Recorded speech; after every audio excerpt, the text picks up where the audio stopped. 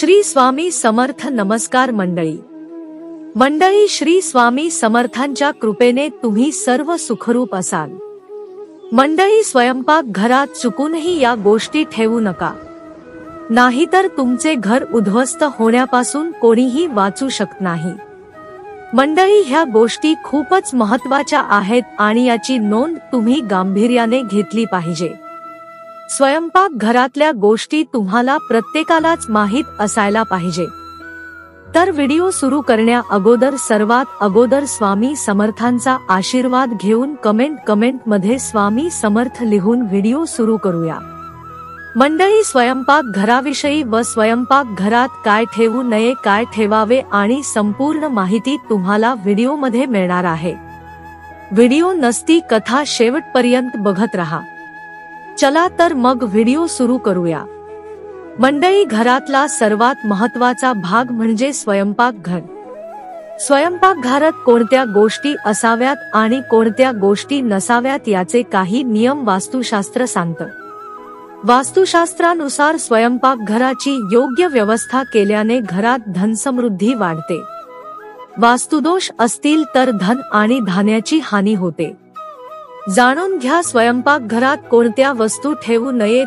स्वयंपाकघरात काचेची भांडी नसावीत, यामुळे घरात नकारात्मक प्रभाव पडतो असे म्हटले जाते. कुटुंबातील सदस्यांमधील मतभेद वाढलेले दिसतात, त्यामुळे शक्यतो स्वयंपाकघरात काचेची भांडी वापरू नये असं सांगितलं जातं. तुटलेल्या वस्तू आणि तुटलेली भांडी स्वयंपाकघरात ठेवू नयेत, यामुळे घरात संपत्ती राहणार नाही असे म्हटले जाते. धनहानी होण्याची शक्यता आहे. तुटलेली भांडी अशीही घरात ठेवू नयेत असं घरातली मोठी मंडळी आपल्याला वारंवार सांगत असतात. स्वयंपाकघरात झाडू ठेवू नका. स्वयंपाकघरात झाडू ठेवल्याने देवी लक्ष्मी दूर होते असे मानले जाते. झाडूला अलक्ष्मी मानलं जातं. झाडूने कचरा काढल्यावर घर साफ होतं आणि अशा घरात लक्ष्मी वास करते असंही सांगितलं जातं. जर्मन किंवा अल्युमिनियमची भांडी स्वयंपाकघरात ठेवू नये. वास्तुशास्त्र सांगते की त्यांच्या असण्यामुळे गंभीर रोग होऊ शकतात. मुंग्या, उंदीर, झुरळे आणि इतर कीटकांना मारण्यासाठी वापरलेली औषधे स्वयंपाकघरात ठेवू नयेत. यामुळे स्वयंपाकघरातील वातावरण विषारी होईल.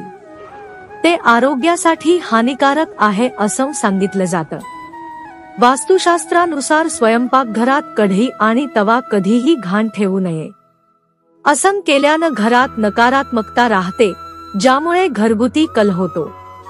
त्यामुळे वापरल्यानंतर कढई आणि तवा नेहमी स्वच्छ ठेवा. स्वयंपाकघरात भाज्या बनवण्यासाठी किंवा काही पदार्थ तळण्यासाठी कढईचा वापर केला जातो. हिंदू धर्मात वास्तुशास्त्राला खूप महत्त्व देण्यात आलंय. वास्तुशास्त्रात घर बांधण्यापासून ते घरामध्ये वस्तू, साहित्य कसं ठेवावं याचे नियम सांगण्यात आलेत. त्याचप्रमाणे स्वयंपाकघरात भांडी कशी, कोणत्या दिशेला ठेवावीत याचेही वास्तुशास्त्रात वर्णन करण्यात आले आहे. अनेकदा असं दिसून येते की काही जण स्वयंपाकघरात कुठेही कोणतीही वस्तू ठेवतात. पण तुम्हाला माहित आहे का, स्वयंपाकघरात अशी अनेक भांडी असतात ज्यामुळे वास्तुदोष निर्माण होतो, ज्यामुळे कुटुंबातील सदस्यांना अनेक समस्यांना सामोरं जावं लागतं. चला जाणून घेऊया स्वयंपाकघराशी संबंधित वास्तुशास्त्रातील नियम. वास्तुशास्त्रानुसार स्वयंपाकघरातील पितळ, तांब, लोखंड आणि ब्रासची भांडी नेहमी पश्चिम दिशेला ठेवावीत. घर आणि स्वयंपाकघरात वास्तूचे हे नियम पाळले तर आयुष्यातील अनेक समस्या टाळता येऊ शकतात. अशी ठेवा कढई. स्वयंपाकघरात भाज्या बनवण्यासाठी किंवा काही पदार्थ तळण्यासाठी कढईचा वापर केला जातो. वास्तुशास्त्रानुसार जर तुम्ही स्वयंपाकघरात कढई उलटी ठेवली तर यामुळे घरात नकारात्मक ऊर्जा निर्माण होऊ लागते. घरातील सुखशांती हिरावून घेतली जाते. असा ठेवा तवा. स्वयंपाकघरात पोळी बनवण्यासाठी तव्याचा वापर केला जातो. वास्तुशास्त्रानुसार स्वयंपाकघरात तवा कधीही उलटा ठेवू नका. यामुळे वास्तुदोष निर्माण होतो. ज्यामुळे नकारात्मक ऊर्जा निर्माण होते व कामात अडथळे निर्माण होतात। दरम्यान वास्तुशास्त्र हा ज्योतिषशास्त्राचा एक भाग आहे।